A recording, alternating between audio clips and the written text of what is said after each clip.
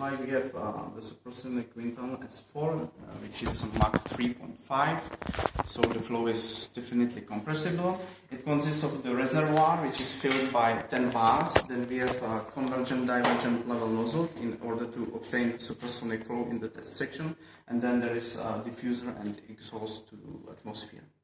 Okay.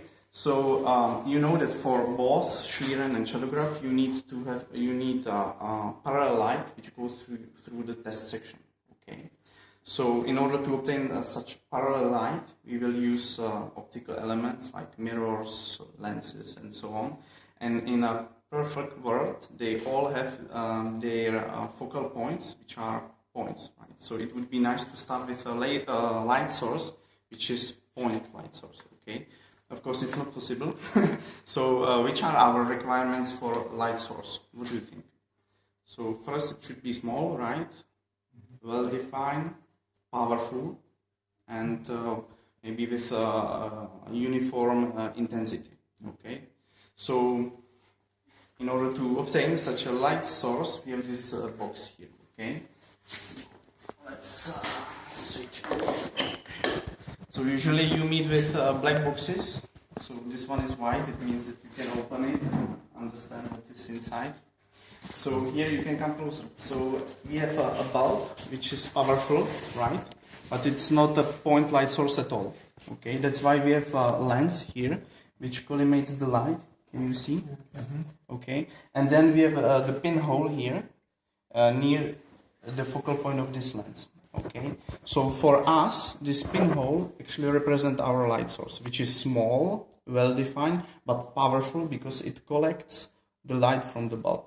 Okay, so once again, from now on, our light source is this pinhole. Is it clear? Yes. For everybody? Okay. Okay, so let's continue. So then, because we have this small light source, the outgoing light is divergent. Okay, you can see it here. Yes. It's bigger and bigger. Okay, so we switch off the light. Okay. Yes.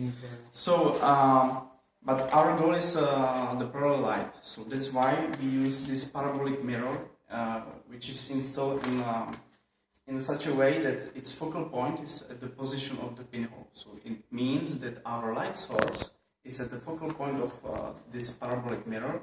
It means that after the reflection, we have parabolic light, okay? Parallel light, okay? So maybe you can come closer and check. This is the parallel light after, I mean, it's a bit difficult to show you because I can't block the light with the frame, but you see that this diameter is not changing, okay? Otherwise, you have to trust me, okay? Okay? So, here, you see, it's parallel line. Okay. So then the last thing, again, we need optical access to the test section. Okay. So this part of the setup is just to obtain such a parallel line. Okay. Is it clear? Okay. So then we can follow the rest of the setup. You can follow me. Is it clear so far? Okay. There's a mirror, so be careful here. Okay. But you can come closer.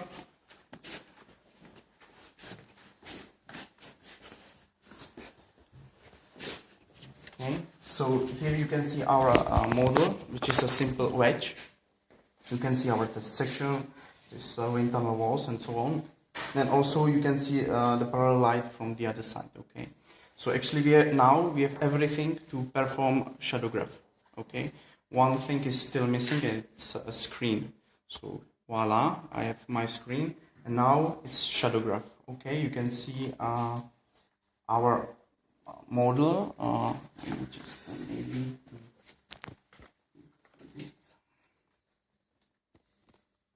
Okay, so we can see our model, wind tunnel walls, and so on. And then if I can try something with my lighter, can you see something? You should come closer to the screen, but can you see something? Mm-hmm. Everybody can? Okay. So the question is why we can see something. Why? The difference in intensity. of the light, yes, but it's like consequence. But in what I did actually. You made the optical index variant. Exactly, exactly. So I've changed refractive index, and there is which is like ratio of speed of light in vacuum and speed of light in a given medium, and there is something which is called Snell's law, which says that light is bended when it goes through areas with different reflective indexes, right? So what we did is that we bent rays of our parallel light. Okay, it means that it changed the position where it impacted the screen, and we could see corresponding shadow, or if you want, corresponding variation in the intensity of light. Okay, is it clear? Okay, so actually density variation is only one option how to change this refractive index. Another one is to insert another gas, as I did with my lighter. Okay, is it clear? Okay, perfect. So then let's continue with the setup. I just need to go here. I'm sorry.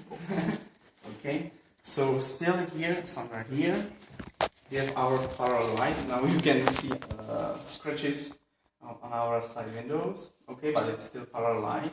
Then we have the second parabolic mirror, so it means again after a reflection the light is collimated. So I will try to show you. You see this small one here? So it's convergent now. Okay? So it means that we have the focal point of this mirror somewhere here, and then we use just a planar mirror to project our image to the screen which is behind you or there. Okay? I mean, you can't block the light. Okay? Okay. But since we didn't do anything with light, we just pass one focal point. It means it's still Shadowgraph. So let's try again with the lighter. So now you can check the screen. You can go from the other side and closer to the screen. Because can you see something? Very or not?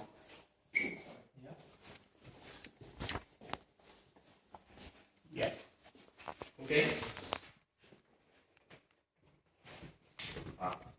Very nice. Can you see?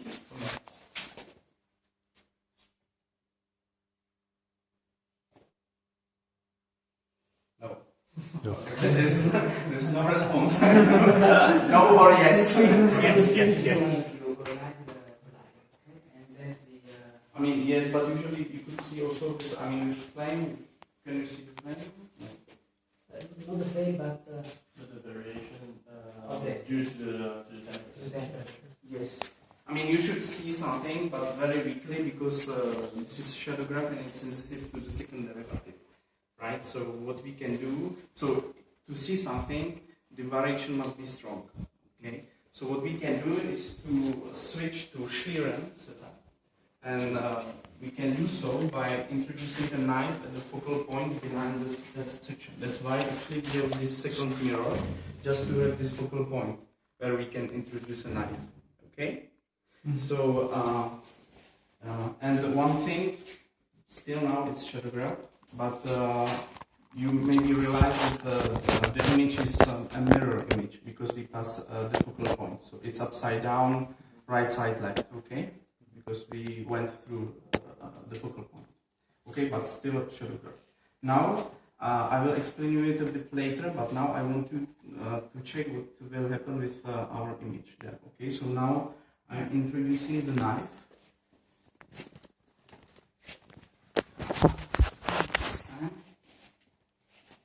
Okay, so check the screen, please. So, what happened?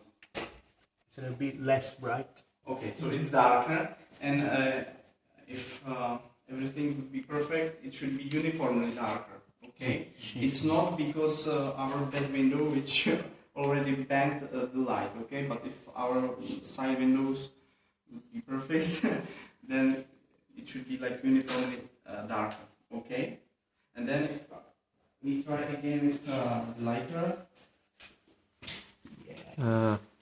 Can you see something? Yes. Yeah. Yeah. Mm-hmm. No, yes. It's much better, right? Yes. Okay. So it's because now it's Schlieren and it's sensitive to the first derivative, so you see much more usually. Okay? So now let's have a look at what actually happened. Can I switch on the light? Be careful with your eyes. Okay? Good. So here we have a sketch of our setup. I'm sorry. Okay, everybody can see. So here we have our light source. Then there is a lens. I mean, because big lenses are expensive, we prefer to use mirrors, but the effect is the same. We have parallel light, which goes through the test section. Okay. Then there is the second mirror, which collimates the light. We have its focal point, and then there is a screen. Okay. In this step, we actually project the light to our screen, but there is, I mean, it's just projection. Okay, we bend the light. Okay, so that's it. As this, it's a Shadowgraph, so it's sensitive to the second derivative. Okay. The question? If we put a camera at the focal point where the knife is placed, do we consider we're doing Schlieren or Shadowgraph? Like at this focal point, then If we put the camera right here. then I think you would not see much. Because it's like just a focal point, right? So everything. Yes, but you have the lenses of the camera that will then. Then I mean, the light and make it a parallel. I mean, you need to ensure that I would prefer to put camera like this. I mean, you need to. I mean, if you have objective, but then objective creates your image, which is focused. I mean, okay. Makes sense. Okay, if you are like with your CCD chip, if you are at focal point, then you can't. You will see just a point, like you see small. Okay. Mm-hmm. So you need to. I mean, it's possible to, of course, to use your camera directly without a screen, but then you need to make it focused. Okay. So okay, it was Shadowgraph. Then imagine that we introduce the knife at the focal point. Okay, like this.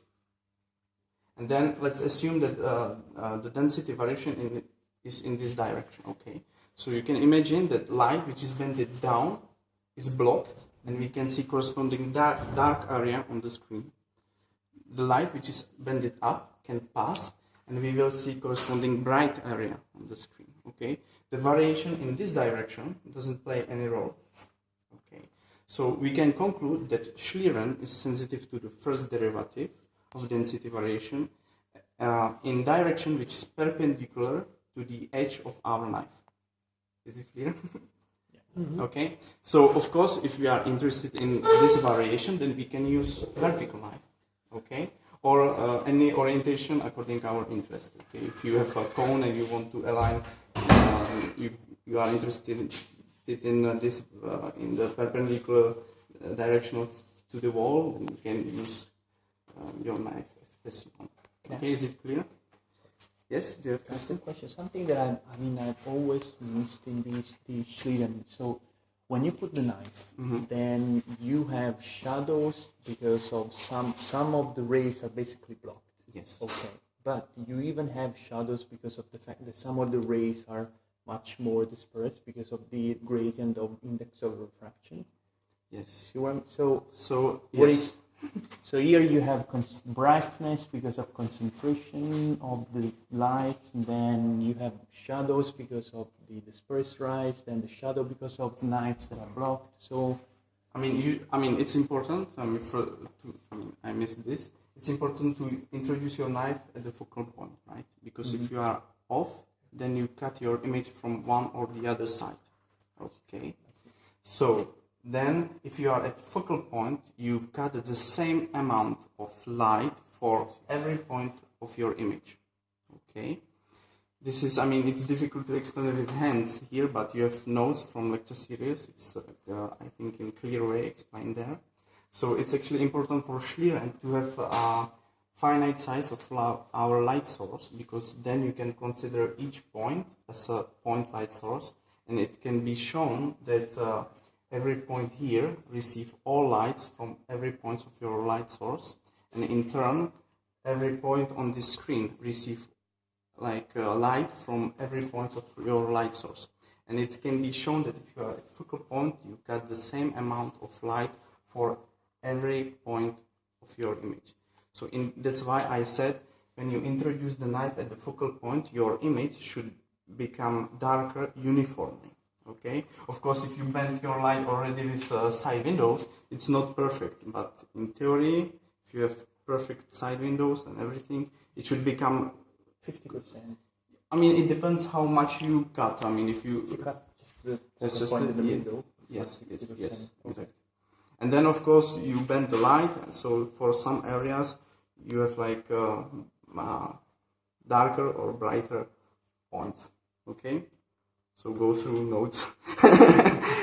Is it clear? So important things: Shadowgraph, sensitive to the second derivative; Schlieren, sensitive to the first derivative or to the density gradient, if you want, and in direction which is perpendicular to the edge of your knife. Okay, good. So then we have some examples. Yeah, here. So here we can see Shadowgraph, Schlieren pictures. Okay, so for the first, we see that for Schlieren, as we expect, we see much more, right? Here, for shadow, you have just shocks, some reflection, maybe like small expansions. But for Schlieren, you can see even boundary layers, like some interactions and so on. You see usually more details. Okay. So now, because we have some knowledge, we can also determine the orientation of knife which they used. Okay, I mean it's written here. I should cover it and ask you. Okay, but let's try ourselves. So we know that for shocks, density goes up. Okay, is it clear? For shocks, density goes up. Okay, so the density gradient is in this direction through shocks. Is it clear? Everybody agrees with me? Okay. Then we know that knife was horizontal. It means like this. So we know that we are sensitive in this variation. Okay. In vertical direction. Then we need to project these gradients in vertical direction, and then it's clear that for one the light is bended down. For the another one it's bended up. Okay. So actually, it's indeed we see one which is white and one which is black. Okay. In this case, we know that the knife was vertical, so it means it's like this. So now we are sensitive in horizontal variation. It means that the density gradients are the same, like this, and we can project them to horizontal direction. Okay. And now it's clear that both go in the same direction, and indeed both shocks are white. Okay, and of course for instance for expansion it's vice versa, because for expansion density goes down. So indeed here we have expansion, and then it's vice versa to the shock. We have white shock but black expansion. We have black shock but white expansion. I mean there is the support, but you can see here a bit of expansion which is white. Okay, here you have white shock, black expansion, white shock, black expansion. Okay, and of course, so from your Schlieren picture, you can guess what is what was the orientation of the knife. Okay, is it clear? So, and of course if this shock is white or this one is black, it depends if you introduce your knife like this or like this. Is it clear? Is it clear why? Because it depends which light you block. I mean, if one which is bent like this or this. Okay, is it clear? Okay, so these pictures are actually very good. You will see that we will not have such nice image. I mean, it's not because I set up the Schlieren, but because they used a spark. Okay, so they discharged electrical energy and they created a short spark. And in this way, you can really freeze the flow in space because you have very short exposure time. Okay, so you can really see like a sharp picture with a lot of details. We use like continuous light, So then you kind of integrate everything, you see. So even here, we can see like some free stream turbulence, like waves, okay, here. Do you think what is it, or where they come from? Probably using the energy of the flow. So it's like in free stream or free stream? Okay, so actually I should tell you that for Shadowgraph and Schlieren, you integrate everything along the light path. Okay, so imagine that I would put a heater here, then you would see it on the screen. Okay, so this is very important to keep in mind when you need to interpret your Schlieren image. That you should keep in mind that you can see everything along the light path. Okay, so this is actually turbulence, but inside the boundary layer, which is developed on side windows.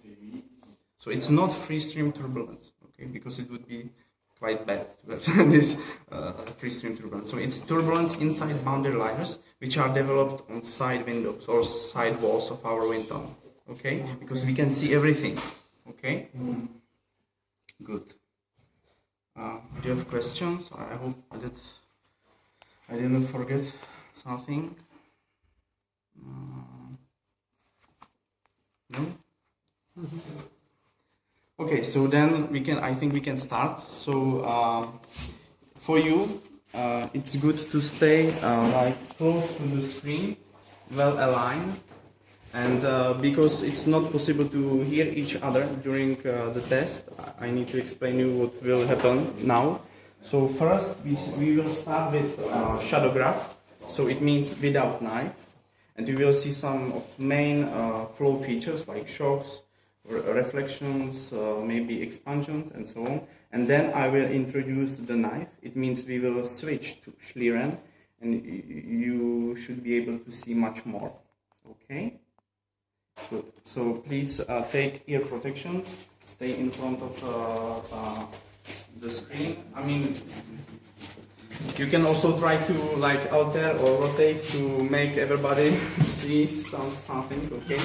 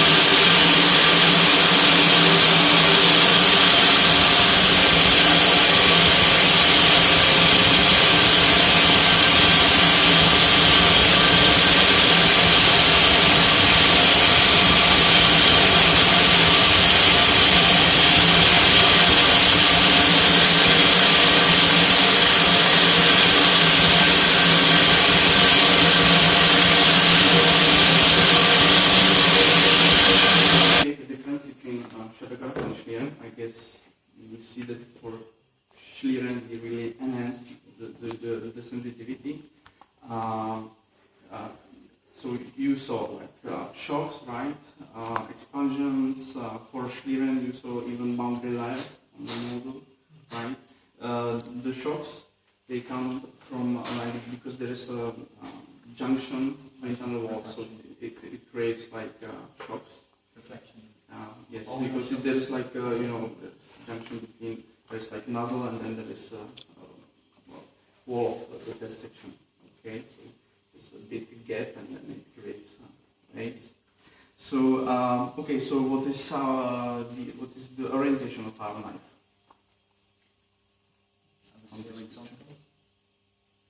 So which one? It was black and white. It was black and white. So I don't remember now how it was. So it was black and white, so it means that we are sensitive in variation in this direction. So it means our knife must be horizontal, okay? Because you need to block and pass. If it would be like this, then it's the same, okay? Good. So then maybe you also realize that the tip of model became a bit blunter during the test. Do you see? No? So do you know why it could be tip of the model? I mean, now it's sharp, but when we blow, it becomes like more blunter or not so sharp. Do you know why? Usually it's due to vibrations, okay, because our model vibrates or whole tunnel vibrates. So usually it's also it's the reason why you may see shocks like two lines, okay? Because when you vibrate, actually you stay in two positions a bit longer than for the rest, right? I mean, here and here, and then you see. So I think maybe here you can see also like two lines, okay? So it could be like that your model is not well aligned, so it's like a bit like this, and you can see like two shocks, or you vibrate and then it could be you stay like at two positions a bit longer than for the rest. Okay. So do you have questions for this? Then maybe behind the main bow shocks, you could see also some like waves behind. I don't know why. I mean, the main no bow shock. I'm sorry, oblique shock. Oblique shocks. Do you know why? And behind you could also see like lines. It's because our model is not perfect, the surface, and then it creates like a wave which follows Mach lines. Okay, so you can see. I mean, not for Shadowgraph, but for Schlieren, since it's sensitive to the gradient itself, and you can see much more. Okay. So do you have questions about this? No? No. So then, instead of blocking light, you can use a color filter. Okay, so, and we can color light. Okay. So if you can come with me, here indeed you can see our knife, which is horizontal indeed. Okay. So then I can remove it.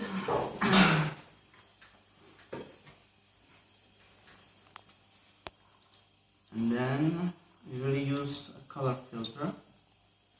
Here. It takes time, huh? I'm doing my best. It takes time. Okay, so now almost there. Okay, so the color filter is red, green, and blue. Okay, so what was black will be red, what was bright will be blue, and initially our image should be green. Of course, it's not because our bedside windows. Okay.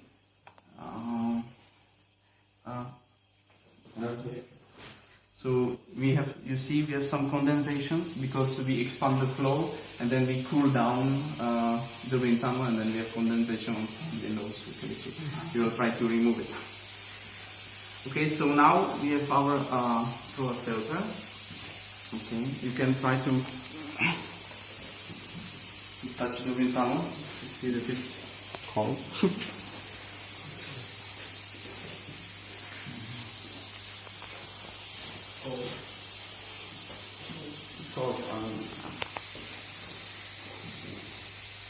We ran only a short time, but then maybe for the next one it will be colder. Okay, so let's wait a bit. So in the meantime, we can check if our pictures or images indeed green. So there's a bit of blue and red, so maybe we can try to do it a bit better.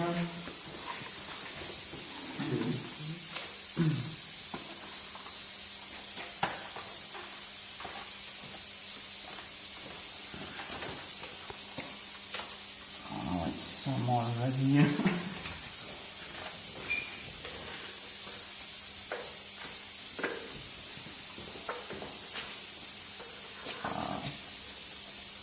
Okay, I think we can go like this.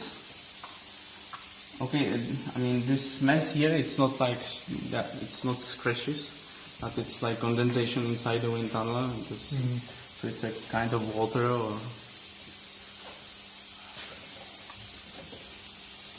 Okay.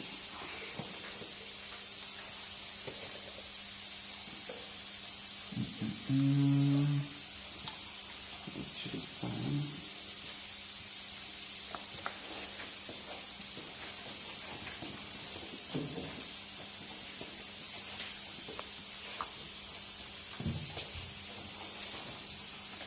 Okay, I think we can start. Okay. You know the guest now? Yeah. Is it yours?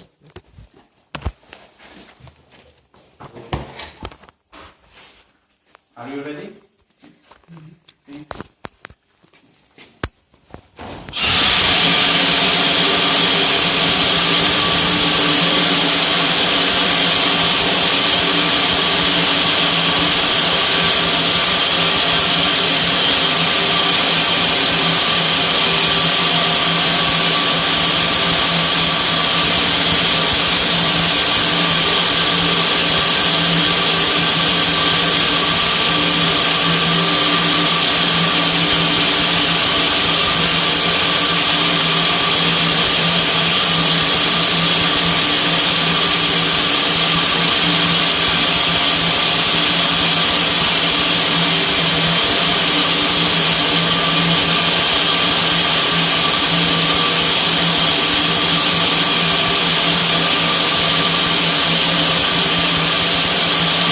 Make colorful pictures, make it from CAD, so for your thesis or presentation or whatever you need. Okay, so actually in this way you can make Schlieren quantitative because it's possible to calibrate the color filter, so you can relate a particular color to a certain angle of your light, and then if you know this relation between this angle and corresponding density gradient, then you can retrieve some numbers. Okay, but of course you need to calibrate it, and if you're interested in this, I'm sure you can find papers about this.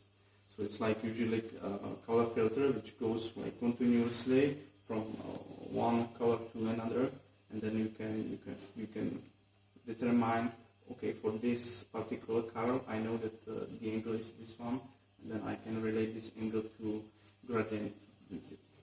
Okay, but as we use it, it's just qualitative. It's just visualization techniques. Okay. So do you have questions about this? Time? Okay. No? No? Okay, so I think we can stop here, and I will show you interferometry. Okay. You can leave here.